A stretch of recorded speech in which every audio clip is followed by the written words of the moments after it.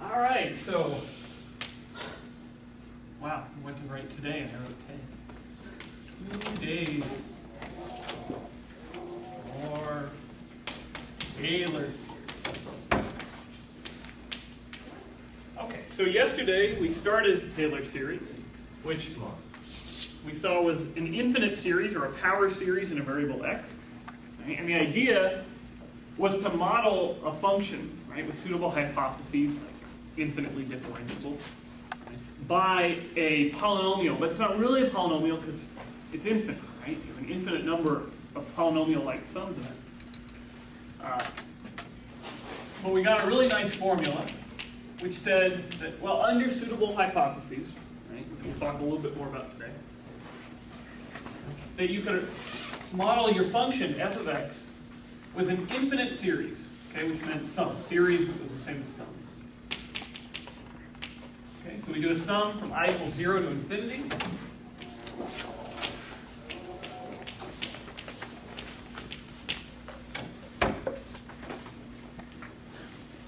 We have some constants, so I'll write down the formula beforehand, times, okay, forget about the minus a, okay, you have x to the I. Okay, so you're just looking at all powers of x, right? X to the 0, x to the 1, x squared, x cubed, and so forth.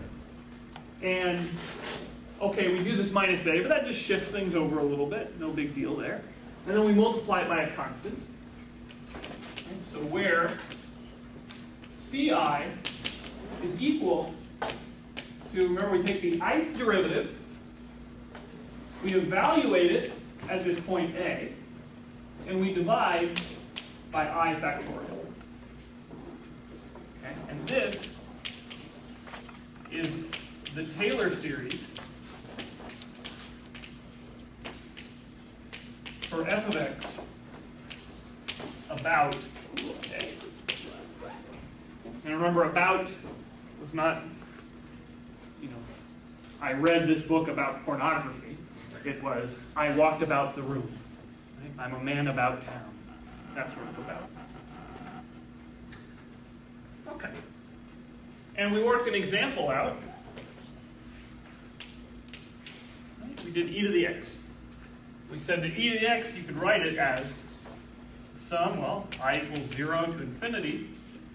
Okay? And if we just plug these coefficients in, so here we're going to do it about 0. Okay, that's going to be our series about 0. Okay, remember, when you do it about 0, you give it a different name. You don't call it the Taylor series, you call it a Maclaurin series. But of course, it is a Taylor series, just about 0. Okay, and so you have, of course, the derivative of e to the x, which is always e to the x, evaluated at 0, which is always 1, divided by I factorial times x to the I. And so you got x to the I divided by I factorial. Okay, which if we wrote this out, we got 1 plus x squared, well, it's x cubed, right? This is over 2, this is over 3 factorial, x to the 4th over 4 factorial, and so forth.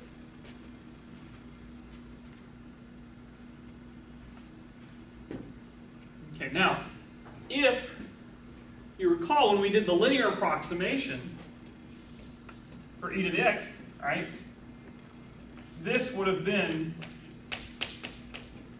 right, if f of x is e to the x, then these first two terms, 1 plus x, that would have been the linear approximation at 0, right, of e to the x. Okay. So the Taylor series is really a refinement of a linear approximation. Okay. And if you stop it at this point, boom, you get the linear approximation. If you stop it after the quadratic term, you get quadratic approximation. If you stop it after the cube term, you get a cubic approximation. Okay? If you stop it at any point, you get some sort of approximation. But if you take the entire series at once, you actually get the function e to the x. Now, I want to show you just a few calculations to show how much better you get by going out a little farther in the series.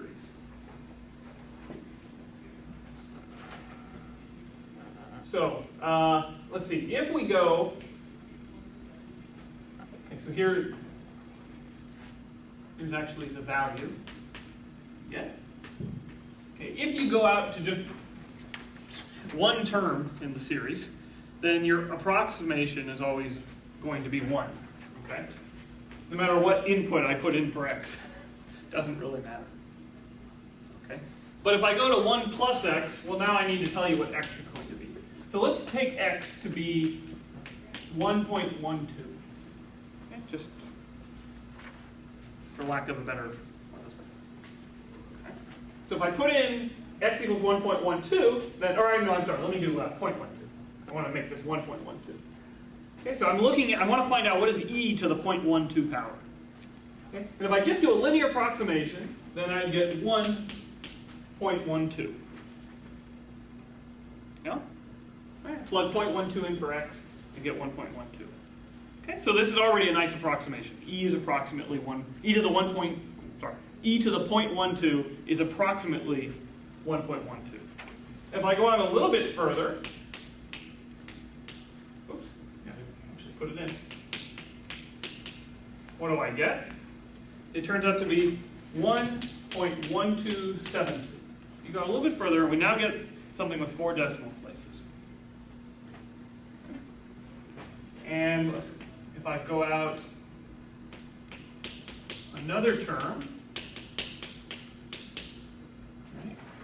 the next one is going to be 1.127488. Okay, so we're getting further and further out. All right, and I won't write these down anymore because it's clear what they're supposed to be, but I'll write down what the next things become. You get 1.127496664. Okay, so you can see it's starting to get refined, right? There's certain things that change a little bit, right? Here this 2 becomes a 4, right? Then this 8 becomes a 9, but the digits in front, right, they're starting to remain fixed. Okay, and that gives you a pretty good idea that they're correct. Okay. The next one, you do one more term, you get 1.1274. The 9 is correct, the 6 is correct, and you get, so the 6 changes to an 84736.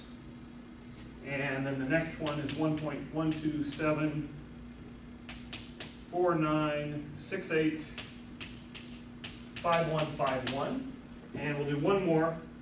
You get 1.12749685158. Okay. Okay, and of course you can keep going. Now, if I do this on a calculator, which I took the liberty of doing. So e to the 0.12, well, I'll say is roughly equal to, because we're going to stop it. Right? So on a calculator, I get 1.127496855158. Of course, it stops there because my calculator doesn't have any more digits. So notice that if I go out, okay, 4, 5, 6, 7, to a 7th degree polynomial, I will actually get the correct value of e to the 0.12 to 1, 2, 3, 4, 5, 6, 7, 8, 9, 10, 11 places after the decimal. So that's pretty good. And of course, this is actually how your calculator finds this thing. Your calculator, well, maybe it uses a slight variation, but more or less, your calculator is using these Taylor series approximations to do things like e to the x. Because it converges so quickly to the right answer. Okay.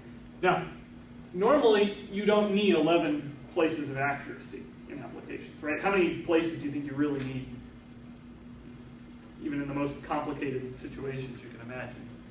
Maybe 4 or 5 places. Right. So already, you know, at this point, at just the cubic, you already get it to 4 places correctly. Right? You get 3 places correctly after just the square. Right? 3 places is pretty good. That's down to the thousands. Right? And if you want, I mean, you can see it really quickly is getting to the right answer. Okay? So this is very useful. Now, what is true is the farther you get away from this number, the about 0, and the farther you get away from it, typically the longer it will take for your approximation to converge to the correct answer. Okay, you'll have to go out further in your series. Okay. So if I use this approximation to try to find e to the 476, well, look at the first term. Okay, I get a 1. Okay, this is really bad. E to the 476 power is not 1. It's not close to 1. Right? And e to the 476 power, right, if I do this one, I get 477. That's not even close to e to the 476 power, right? You really have to go out quite a bit before you get even close. Okay? But a way to get around that is to change what you're going about. Right? If I want to do 476.12, I should do my approximation about 476. Okay, and then I just shift everything over, and then the approximation will be good. Okay, so it's kind of cool. This is how they actually, this is how your calculator actually does it. It doesn't know how to compute e to the x any more than you do, right? It just uses one of these nice formulas. All right, well, let's do a couple more examples of actually finding these Taylor series. And I will write up a nice homework sheet for you guys for tonight so that you can get some practice at it.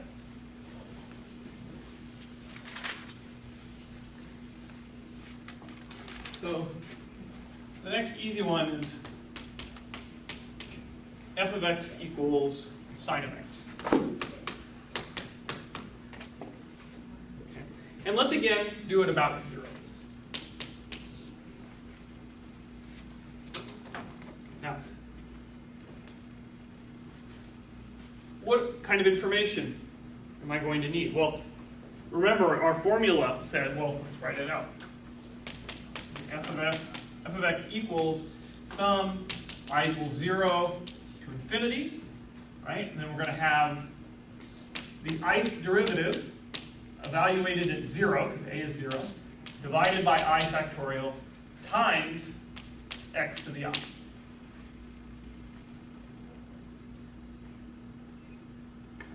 So all I need, the only information I need to do this is why this is so cool. To write this down, all I need to know are what are the derivatives, right? And what are the derivatives evaluated at 0. So let's just,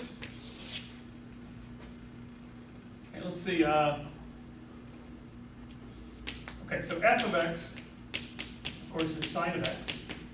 So what is, well, we're going to have to know a whole series of derivatives, right? So, now,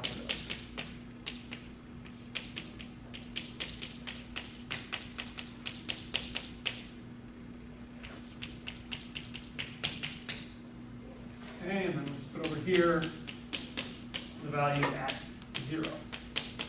Because we need to know that.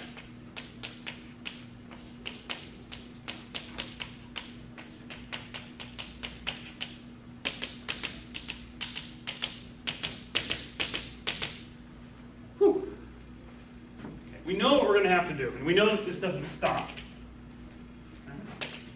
Okay, but eventually we get bored, tired, exhausted. Okay, so what's the derivative of f of x? So the derivative of sine is cosine. And what is cosine of 0? 1. Okay, next, derivative of cosine. Come on, guys, wake up. Negative sine, excellent. Okay, what is negative sine of 0? 0, right? Because sine of 0 is 0. The negative is irrelevant. Okay, derivative of negative sine. Negative cosine, excellent. Okay, and negative cosine of 0? Negative 1. Okay, derivative of negative cosine. Sine. Sine of 0. 0. Incidentally, we probably should put that up here. Sine of 0 and 0. Okay, derivative of sine. Okay, wait a second. I feel like we're going in circles. Wait, sine, cosine, negative cosine, sine, cosine. Okay, so you notice a pattern here? All right, I'm not going to get anything new. I can just copy. Once I get down to a negative cosine, now everything is just repeating, right? Kind of in a cycle of 4. Okay, so I don't need to go any further because it becomes clear what's happening. Okay, so now let's plug this in. So when I equals 0, then, okay, I'm going to get a 0 in my coefficient. As soon as I get a 0 on the top, none of the rest of the things matter, right? It's just 0 over something times something, so it's 0. Okay. So the first term, there is no first term. Okay. Now think about sine of x. Remember we did a linear approximation for sine of x. What was the linear approximation near 0? Yeah, sine of x was approximately x. Right? So there was no constant term. When you did the linear approximation, it was just x. There was no, right? No x plus 2, nothing, right? It was just x. Okay? So it's because, well, sine of 0 is 0. Right? Of course, not so surprising. Okay, what about the second term? Second term is when I equals 1. So when I equals 1, our coefficient, we get 1 over 1 factorial, which was 1. So just 1 times x. So we just get an x. That's what we expect, right? The linear approximation for sine was x. So if we stopped here, we'd get the linear approximation. Okay. What about the next term? Well, when I equals 2, I get a 0 here again. So it's 0, right? There's no quadratic term. So if I said do a quadratic approximation of sine of x, all right, well, you'd actually just get the linear approximation back. Okay, there's no quadratic approximation in that sense. Okay, so we go to I equals 3. When I equals 3, you get a minus 1 over 3 factorial. Right, times x cubed. So we get minus x cubed over 3 factorial.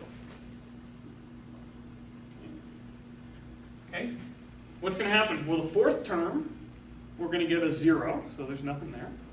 So the fifth term, we're going to get a 1. Okay, so we're going to get a plus. Well, now we get x to the 5th, because we're in the 5th term, over 5 factorial. Okay, now what do you think the next term will be?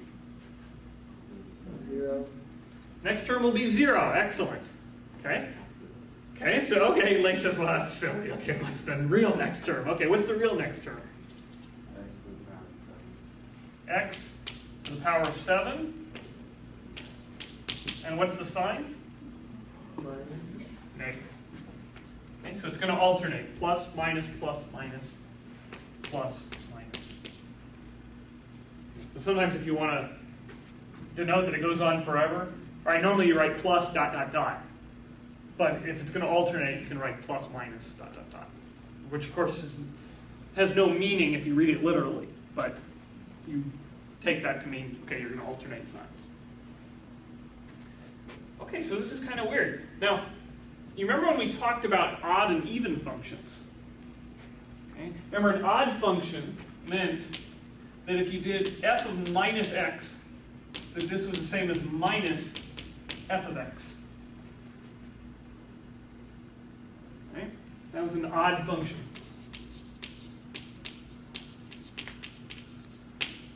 And the canonical example is a polynomial with an odd degree.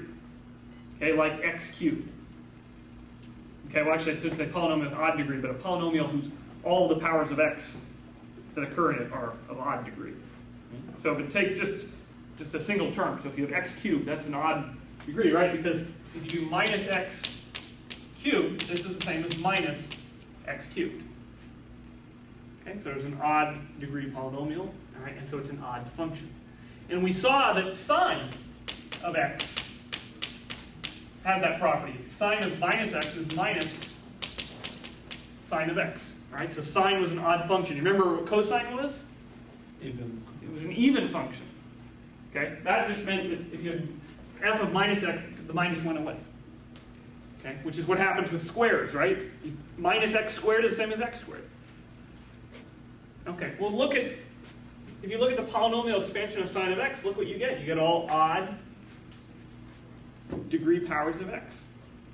So it's not surprising that you should actually get an odd function, right? And this gives an alternative proof that sine is an odd function, right? Because if I put in a minus x everywhere, right, well, all these are just going to spit out a minus because they're all odd functions, and I can pull the minus out.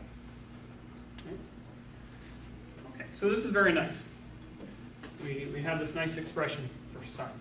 Okay, let's do it for cosine. Whatever you do for sine, you should probably do for cosine.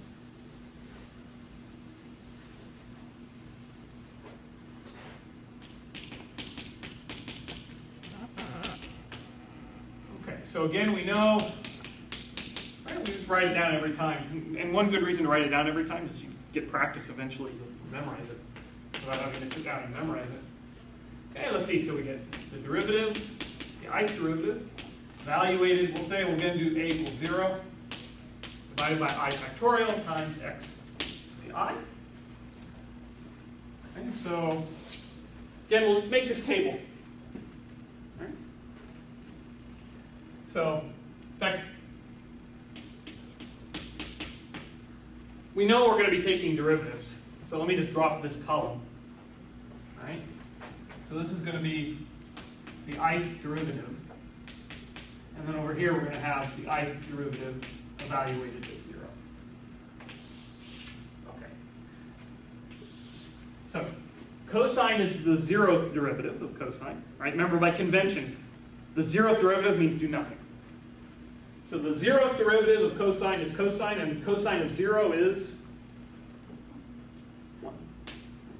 I mean, what are we actually going to do? We're just going to take this table, forget about the top row, and move everything up. So cosine then becomes minus sine, which had a 0, and then we got minus cosine, which had a minus 1, and then we have sine, which has a 0, right? And then you have cosine, which has a 1, and you go, oh, wait a second, I'm doing this whole circular thing again, right? Oh, next one, minus sine, to 0, and so forth.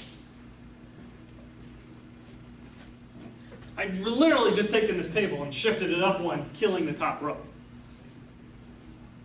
Which is kind of neat, right? You can really see how sine and cosine play together. Okay, so let's write it down. What do we get?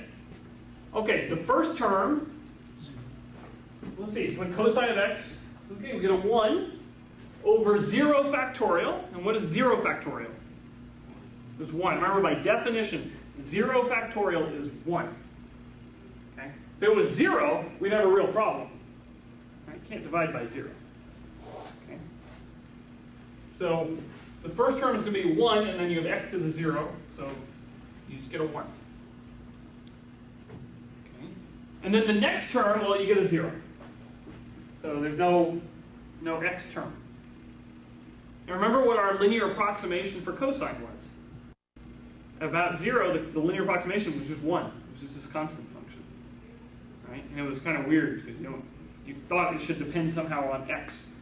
Okay, but the linear approximation of cosine is actually just 1. Okay, so you can see very clearly, right, if you remember cosine doing this at 0. Yeah? Why was the x in that one? Like, how did the x remain 1? How did the x remain? You get a 1 here. Well, here, the constant term had a 0 here. The x term got a 1. Here, the constant term gets a 1, and the x term gets a 0. Right? Remember, the first term is going to give you the constant term. Because it's coming from when you have x to the 0, which just goes away. The second term is what gives you the x term, because that's when you have x to the 1. Right? So cosine has no x term. And sine did have an x term, but no constant term.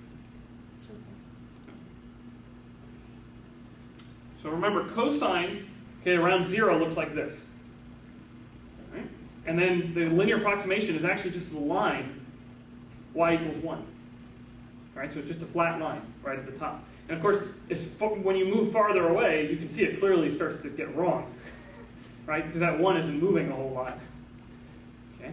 So, but you say, okay, fine, I'd like to approximate it, maybe with a better line. Well, you can't. That is the best approximation. You can say, fine, maybe a quadratic. Okay, fine.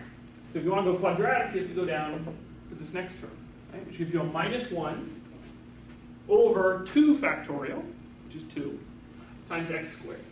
So minus x squared over 2 factorial. The next term gives you another 0, so there's no cubic approximation. Okay? The next term gives you a 1, so you get 1 over 4 factorial times x to the 4th. What do you think the next term will be?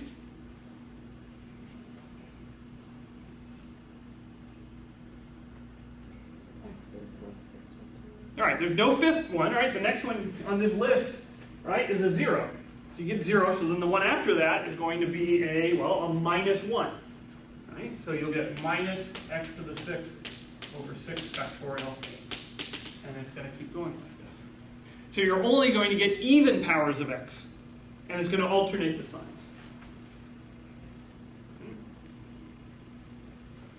Okay, so again, right, sine was an odd function, the cosine is an even function. Okay, cosine of minus x is just cosine of x.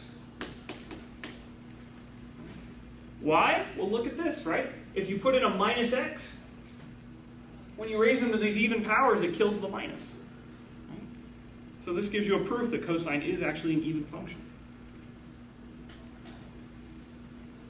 Okay, so now this is kind of cool. E to the x, remember that had all of the powers of x in it. And sine of x had just the odd powers.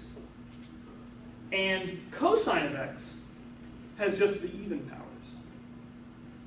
Right? But and the only real difference, right, if you just added these together, it wouldn't work out right. You wouldn't get e to the x because, well, you have these pluses and minuses that are screwing things up. But up to that little plus or minus game, it's almost like sine of x plus cosine of x is e to the x, right? Up to the minus signs. Okay, that kind of screws things up quite a bit. Yeah? Do you see there's some sort of connection going on? Okay. So, a little later I want to go into that connection a little bit more. Okay? So we're gonna hit that. Just keep that in the back of your head. All these formulas somehow, I mean, they're almost quite right, just to piece them all together. Okay, so one thing that is very nice about e to the x, sine of x, cosine of x, is that when you take these Taylor series approximations, it doesn't matter about what point you start. These formulas are going to be correct, always. Always. It doesn't matter how far away you are from 0, eventually your approximations will get good enough. Okay, and if you take the series in total, it is the cosine function. Okay? Now, that is not always going to be the case for any function. Okay, so there are some functions for which you might not have a Taylor series approximation, or if you do it about some number, it only is telling you that it's accurate within a certain range. Okay, and that range is called the interval of convergence. Okay, interval, just think interval, right? -1 to 6 or something. That's an interval. Okay, and convergence, right? That's where a power series actually made sense. It converged to some finite value. Okay, so let me give you an example that we've already seen before.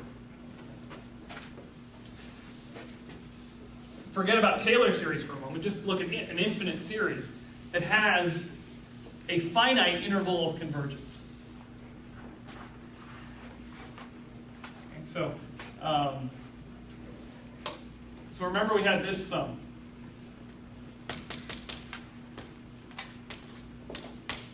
Okay, the sum I equals 0 to infinity of r to the I, which was just 1 plus r squared plus r cubed plus dot.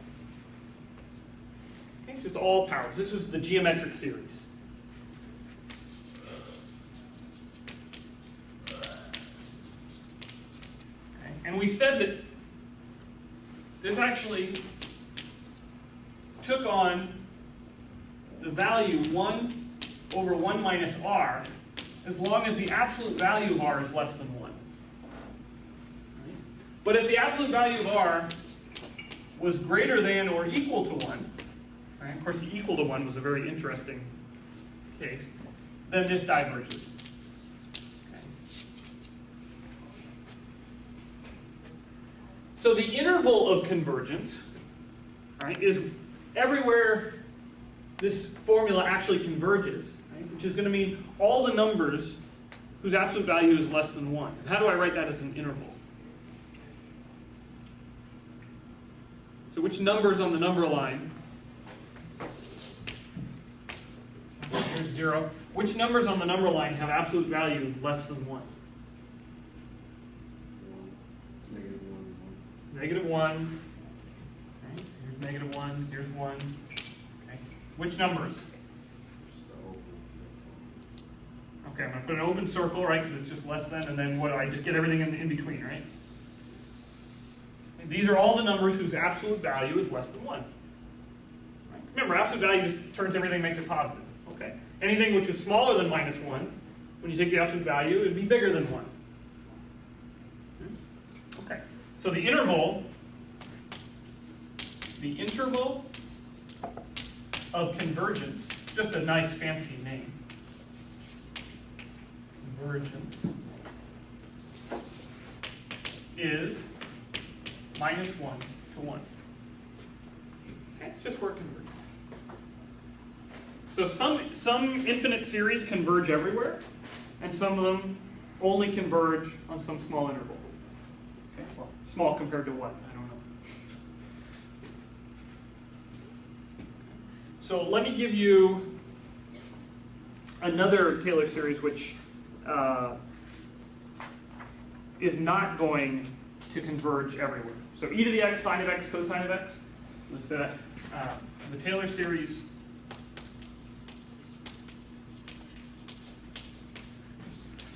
for e to the x, sine of x, and cosine of x have minus infinity to infinity as their interval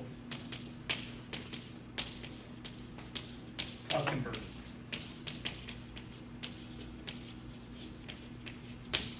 Okay, they always converge, no problem. These are really, really pretty. So let's give one that doesn't.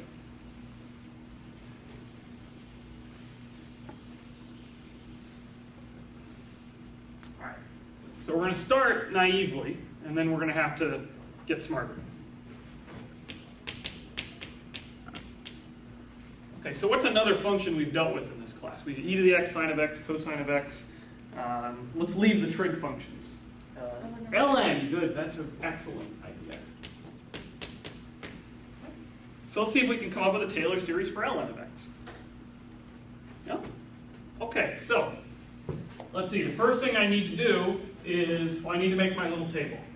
Right? So let's make our little table over here. All right, so we have f to the I of x, and then we're going to have f to the I of 0. Okay, so the first one is ln of x, and so I just need to put ln of 0, which is, of course, 1. ln of 0 is 1? No. Doesn't exist. Doesn't exist! Of course not, right? You cannot put 0 into ln of x, because there's nothing you can raise e to get 0. Right? Negative infinity, of course, isn't the right answer because it's the limit, right? Negative infinity isn't a number. It's not the value of a function. So we already have a problem. We can't even do step 1. We're totally hosed. Okay. But what was this we were going to do? We were actually doing the Maclaurin series, right? We're doing it about a equals 0. And the problem was you can't plug in 0. Is there another value that we might know about where we actually could compute it? A equals 1. That's not a bad idea, right? Because what's ln of 1? 0. And you should know that because on the midterm, half of you left it as ln of 1. No? Okay. ln of 1, of course, is 0, right? Because what do you have to raise e to get 1? 0. You have to raise e to the 0 to get 1. Okay. So, I can leave that up. So we're going to do about a equals 1. Okay. So now this becomes a 1. So now we know ln of 1, what we just said is 0. Okay? Fine. We have to do a derivative, right? That's what this whole game is about. So what's the derivative of ln of x? 1 over x, right? Or x inverse. I'm going to write it as x inverse. But we all know it's 1 over x. Why am I writing it as x inverse? It's going to be easier to differentiate it, all right? What's the derivative of x to the minus 1? Negative x to the negative 2, right? You just bring that minus 1 down, right? Subtract 1 from the exponent. Ah, very happy. Negative x to the negative 2. What's the derivative of 1 over x? Oh, shoot. Now you, what do you have to do? You have your head on, I can use the quotient rule, or I can make it x inverse. Okay, then you're right back where you started, right? So, okay, so we're going to write it as x to the minus 1. Okay. Okay. When you plug it in, of course in your head you actually put it back into 1 over x, don't you? Okay, so what happens when you plug in a 1? 1, right? Of course, this is so easy you don't have to, right? 1 to the negative 1. You don't have to even think, oh, it's 1 over x. Either 1 to anything, right? It's going to be 1. Okay, so we get a 1. What about the derivative? Well, we said that was negative x to the negative 2, so the value will be minus 1, right? You put in the 1, you get a 1, but a minus there makes a minus 1. Okay, what's the derivative here?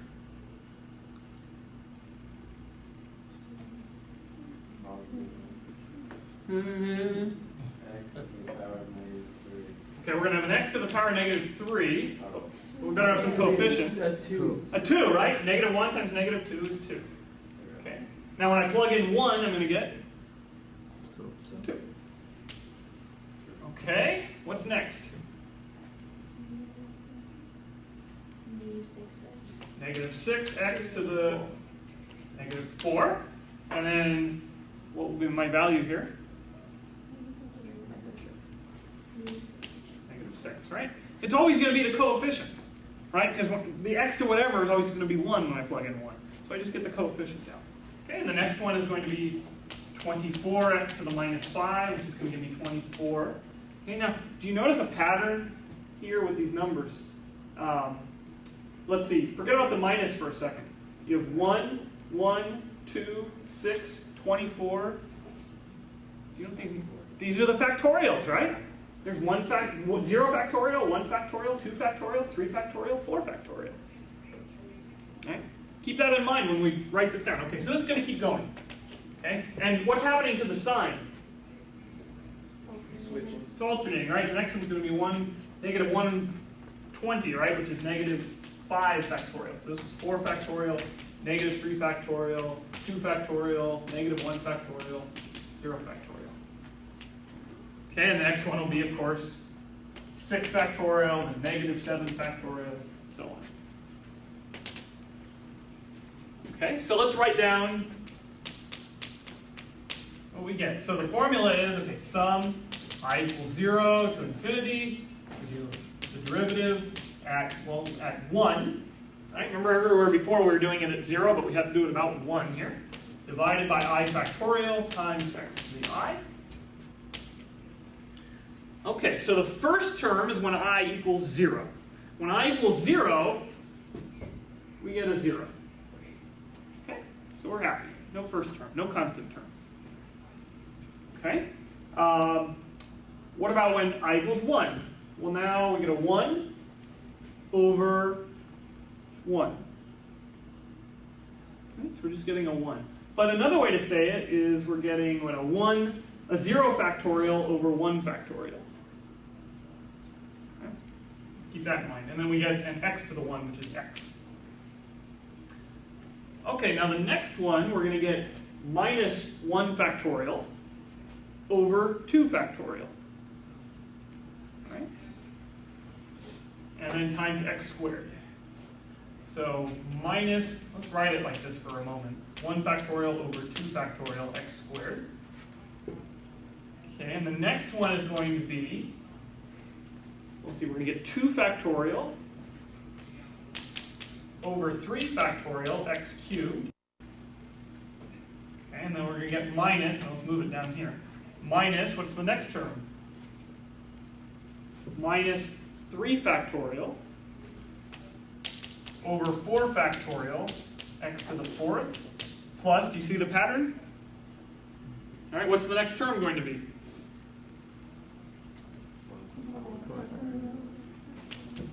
Over 5 factorial times x to the 5th. Okay? Okay, so let's make a little room over here. We can try to simplify this a little bit. Okay, so we have, well, I can even write the first term, 0 factorial over 1 factorial. X minus 1 factorial over 2 factorial x squared plus 2 factorial over 3 factorial x cubed minus 3 factorial over 4 factorial x to the 4th plus 4 factorial over 5 factorial x to the 5th minus plus. Now, if I have an arbitrary term in this series, what is it going to look like? It's going to be plus or minus, okay, whichever I'm in. And then it's going to have, say, n factorial on top and n plus 1 factorial on the bottom. Okay, now,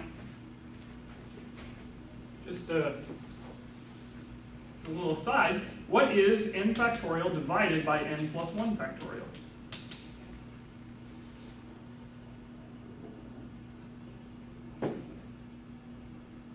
So what does it mean, n factorial?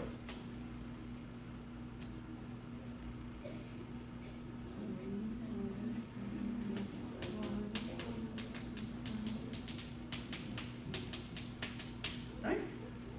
Multiply all the numbers from 1 up to n. Okay?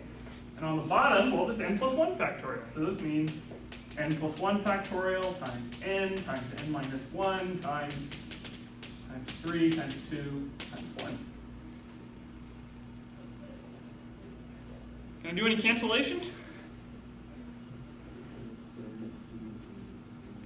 1s, 2s, 3s, 4s, da da da, n minus 1, n's.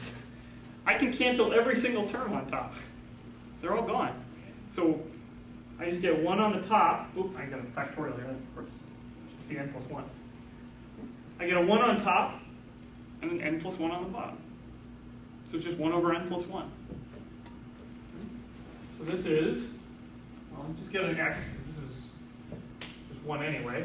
Okay. This is going to be 1 over 2, so x squared over 2, plus x squared over 3. Not 3 factorial, right? Because we cancel it. Just 1 over 3.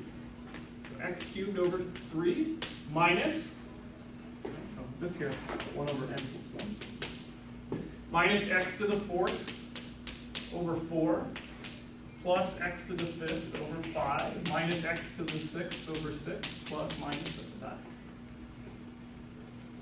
So that's a very nice formula. So it's very similar to the e to the x formula. All right? But what are the big differences? Well, first, you don't have a constant term. Second, it's an alternating sum.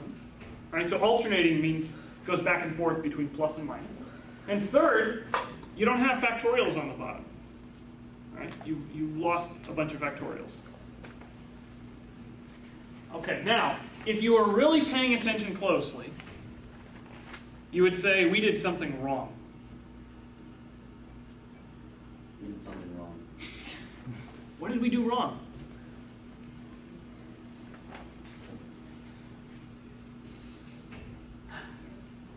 Look back, right in the beginning, we did something wrong. Okay, we started off by saying a equals 0, and then we had a problem. Then we said, we need to make it a equals 1. That's a better choice. What's wrong with my formula? What's that? I equals 0. below that, yeah, it should be I equals 1. No, x minus 1. X minus 1. Yeah, there's nothing. You're always going to start at I equals 0.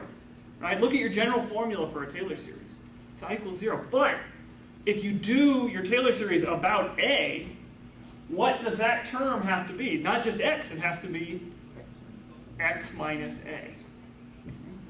So this actually should be x minus 1 to the I. Right? Which means all these things we did here should be x minus 1. No? Okay. And so we should have x minus 1, x minus 1, x minus 1, x minus 1, and so forth. Okay? But there's a way to save all this. I do this formula, and pretend I did it with x minus 1. Okay, then I'd have x minus 1s all over the place. We'll now just define a new variable. Maybe call it y, or even call it x again. Right? Which equals x minus 1. Okay, so you replace x by x minus 1. Okay, no, if you made it a y, right, you'd have no problem, right? You would have all the x minus 1s up here would become y's. And then you'd have y minus y squared plus y cubed plus y to the 4th plus y to the 5th and so forth. And then, now that you have y's, you might say, well, I don't really like y, I'm just going to call it x again. And so I get this formula back. Okay, now, you might ask whether that's legal.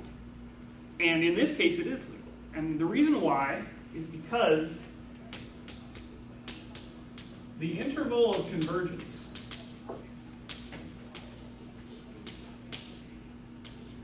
of this Taylor series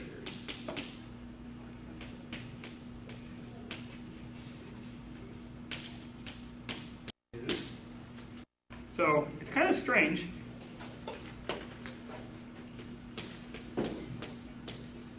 It ends up being minus 1 to 1, but you actually include 1 in there.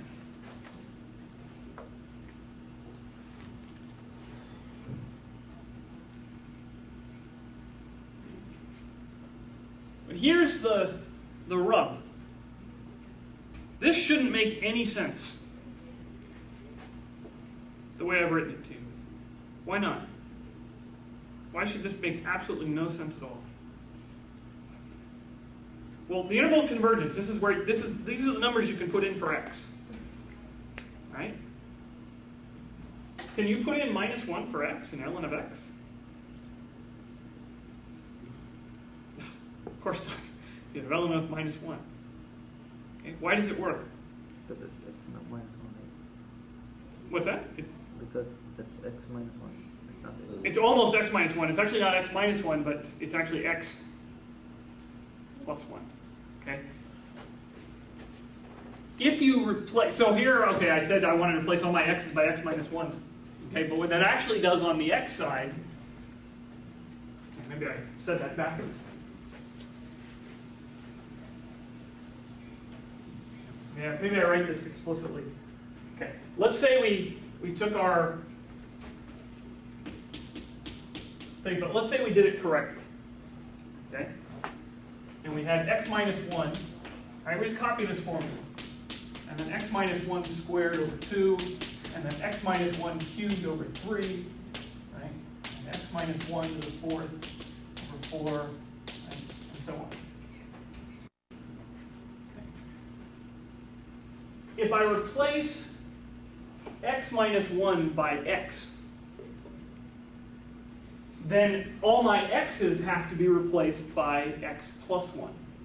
Okay, so if I shift the graph over, I make my x minus 1's x's, then x's also have to get shifted up by 1. So they'd have to become x plus 1, or 1 plus x. So it's usually written ln of 1 plus x. All right, although in your head you're thinking we did x plus 1.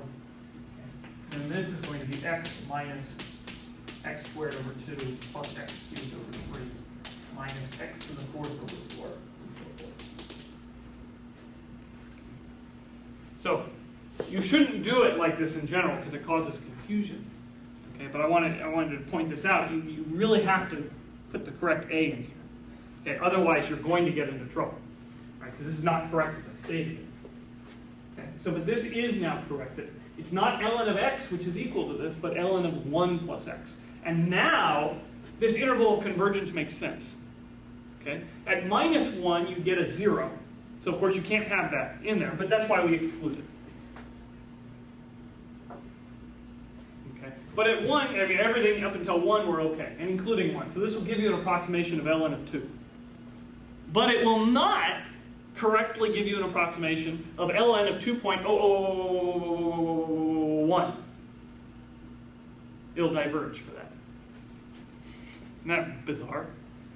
Works for ln of 2, just a little bit bigger, and it won't work anymore. Okay. So this is our first example of a series of that will stop converging at some point. I mean, a Taylor series for a function which just doesn't converge. Right? So if you want to get something which is, say, ln of 47.28, this is not going to work for you. What are you going to have to do? Well, you'll have to choose a different a, right, to get an approximation near 47. Okay, of course, this already makes things trickier because you don't know. We knew what ln of 1 is, but ln of 47, harder. Okay. Any questions on how you actually get a Taylor series? It all just comes down to, okay, you have a little formula and you just take derivatives, plug in the a, right? Okay. Normally, you don't have so many nasty problems going on. Let's see, what time do we have? Okay, so you'll work a few examples at home. I think you'll see this is not so bad. This is not so bad. Let's talk about what I wanted to get to very quickly.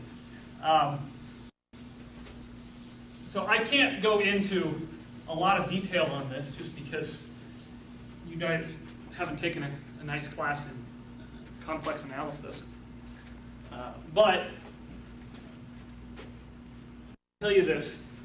There's a number which we call I, which is not the same I as the subscript here. And we define it to be the square root of -1. Has anybody never seen this before? Square root of -1, I? No? Okay, good. It has the nice property, of course, that I squared is -1. And what is I cubed? Is it positive 1? Oh, all right, well, it's I times I squared. I squared is -1, so this is just negative I. Okay, and what's I to the 4th? 1. Well, I squared squared, so it's -1 squared is 1. Okay, so it turns out that instead of looking at functions of real numbers, you could also look at functions of complex numbers. And you can ask all sorts of questions that are similar to the ones that we've done. Can you take derivatives of functions of complex numbers? Right? Does it make sense to talk about limits anymore? And the answer is yes. You have to be more careful. Right? With real numbers, you can come towards a number in two different ways, from the left or the right. Right? That's why we had one-sided limits. In the complex world, you have a whole plane, and you can come in towards a number from any direction. So when you talk about limits, you don't just have these two one-sided limits. You have an infinite number of limits that all have to be the same. Okay, so it's a little more subtle. But you get some really neat theorems out. And one of them is that you can get the Taylor series, again, for these functions of complex numbers. And they're going to give you the exact same Taylor series as you got for the real versions. Okay, so for instance, and usually if we do complex functions, we don't use x as our variable. We use z. So we use e to the z instead of e to the x. Okay. Now, at this point, you don't know what it means to do e to a complex number. But take it on faith that there is some definition. Right? And that we can find a derivative. And that when you do that and you form the Taylor series, it turns out to be the exact same series as you got for e to the x, only I now have z's. Okay. And I can do the same thing for the sine function. Now you might be thinking, whoa, whoa, whoa, whoa. What in the Are you saying sine of I? What could that possibly mean? Sine of an imaginary angle? I mean, that's nonsense, right? All right, we take it on faith that there is some definition. Okay. And that, well, the formula turns out to be exactly the same.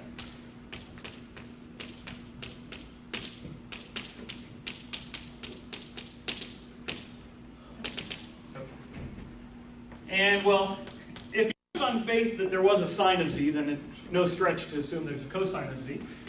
Okay, and it's also going to have, oops. Nobody caught me. Nobody caught me.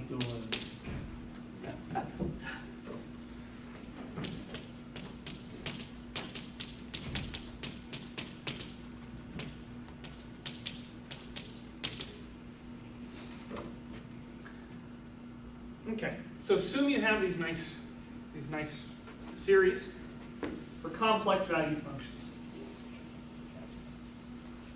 Okay, let's say, well, complex numbers, they all look like the following. They look like a real number plus I times another real number.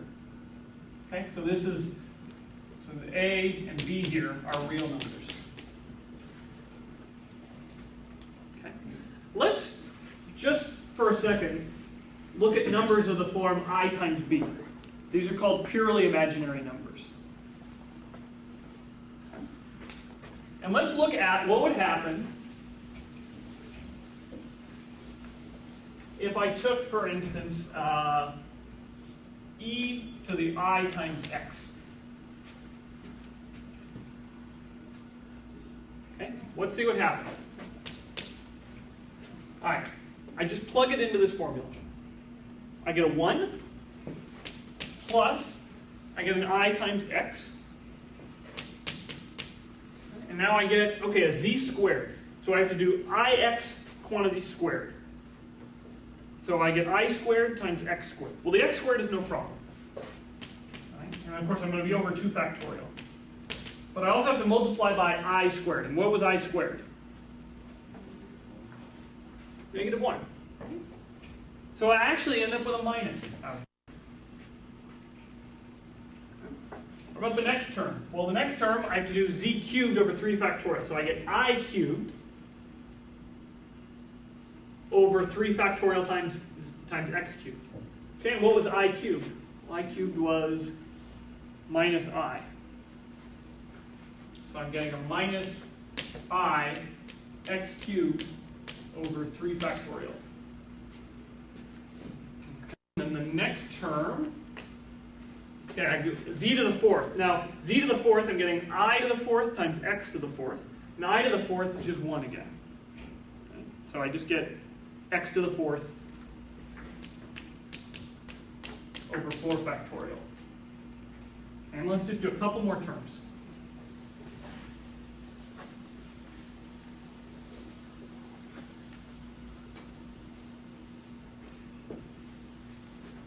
Okay, so the next one is the 5th power. Okay, so the 5th power, you get I to the 5th. But I to the 5th is just I to the 4th times I. I to the 4th is 1, so you just get an I. Right? So plus I x to the 5th over 5 factorial. And then one more term, we'll get, the next one is going to be I to the 6th, which is the same as I squared. Right? Because I to the 4th is already 1. So you just get I squared, which is minus 1. So minus I x to the 6th over 6 factorial. Okay, and it keeps going. Okay, let's do the same thing for sine and cosine. So sine of ix is, okay, we start with a z, so that's just ix. Okay, then the next one is going to be a minus, let's see, z cubed. So I cubed, we already saw, was minus I. So I'm going to move it over here. We get minus I x cubed over 3 factorial. The next term is going to be a z to the 5th. But with I, that's the same as just I to the, when you have I to the 5th, it's the same as just I. Right? So we're going to get plus I to the times x to the 5th over 5 factorial. Okay, and it's going to keep going. Okay, and what about cosine of ix? Here we start with a 1, okay, no problem there. Next one you get a z squared, okay, but a minus z squared. So the minus z squared, well, z squared is, well, I squared, okay, remember we're doing ix, so I squared is minus 1, and then you get an x squared. But then we also have a minus, so it becomes a plus. Okay, so plus x squared over 2 factorial. Uh-oh, something's looking wrong. All right, let's do one more term here. So now you get z to the 4th. So that when you do the I to the 4th, you get just a 1. So you get x to the 4th over 4 factorial.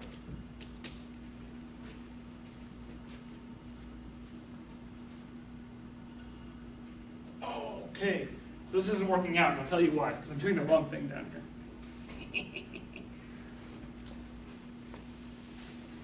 I'm so stupid. That's for you, Chunging. Okay. Instead of doing, this is all wrong. I mean, it's correct, but not what I want. So stupid. Let's just do sine of x. Not sine of ix. Just sine of x. Okay. Again, we'll do it quickly, right? This is now easy, right? We just plug x in.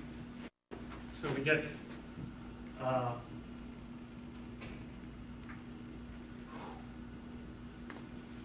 gosh. Oh my gosh. What's wrong here? No. Okay, this is okay. We get x, and we get minus x cubed over 3 factorial, and we get plus x to the 5th over 5 factorial, and then so forth. Okay, no problem there. And cosine of x, we get 1, and we get minus x squared over 2 factorial, and we get plus x to the 4th over 4 factorial, and we get minus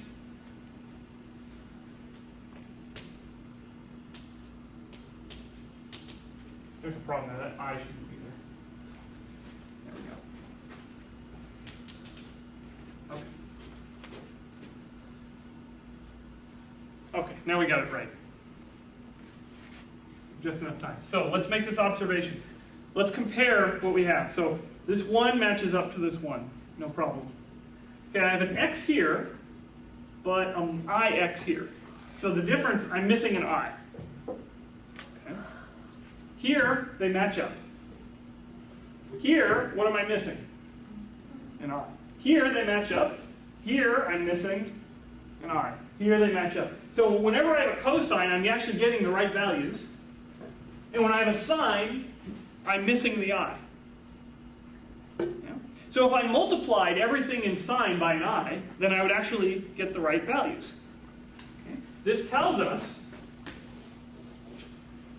this implies that e to the ix is equal to cosine of x plus, well, almost sine of x. What do I have to do to sine of x to get it right? I have to multiply by I.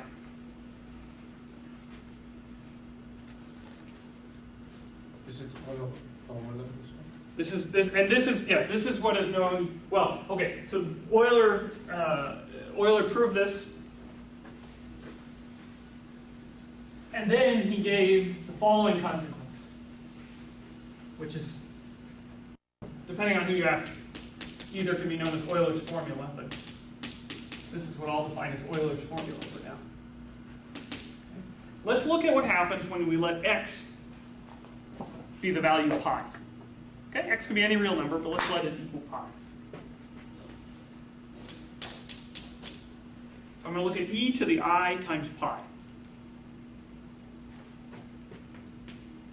So this is, by definition, well, by this theorem actually, not definition, is cosine of pi plus I times the sine of pi. Okay, what's cosine of pi? Sine. Cosine of pi. Sine. Negative. Right, let's see, you have your circle, Negative. right? Cosine is the x value and pi is over here. All right, what's the x value over here? Negative. -1.